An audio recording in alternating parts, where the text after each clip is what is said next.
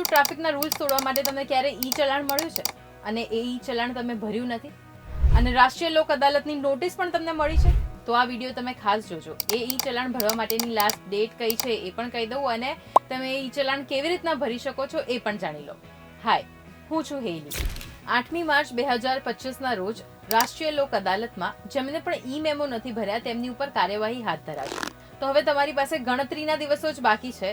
જો તમારે ઈ ચલાણ ભરવાનું બાકી હોય તો એ તમે કેવી રીતના ભરી શકો છો, ઓનલાઈન ઓફલાઈન એ બધું જોઈ લઈએ આજના વિડીયોમાં. અધરવાઇઝ તમારે બીજા કન્સિક્વન્સીસ ફેસ કરવા પડે. ઓફલાઈન ઈ ચલાણ ભરવા માટે તમે જૂની પોલીસ કમિશનરની ઓફિસ શાહીબાગમાં જે છે એ ત્યાં જઈ શકો, અથવા ચીફ જ્યુડિશિયલ મેજિસ્ટ્રેટ કોર્ટ જઈને પણ ભરી શકો છો, અને ઓનલાઈન પણ ભરી શકો છો. સૌથી ઇઝી વે છે echallan.parivahan.gov પર જઈને ભરી શકો છો.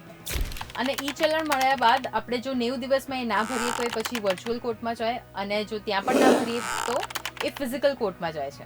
અને છેલ્લે 135 દિવસ સુધી પણ આપણે જો ઈ ચલાણ નથી ભરતા તો ત્યારબાદ તમે જે તમારું વ્હીકલ છે એ કોઈને વેચી પણ નહીં શકો, કે નહીં તમારું એ વ્હીકલ કોઈ બીજાના નામે કરી શકો.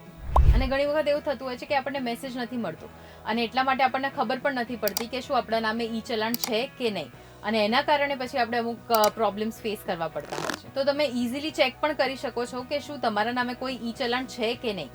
અને એ રીત જો તમને ના ખબર હોય તો અમને કમેન્ટ્સમાં ચોક્કસથી કહેજો, ચેક ઈ ચલાણ. તો એના માટે અલગથી વિડીયો બનાવીશું. અને આવા જ ઇન્ફોર્મેટિવ વિડીયોઝ માટે તમે જોતા રહો ગુજરાત સમાચાર.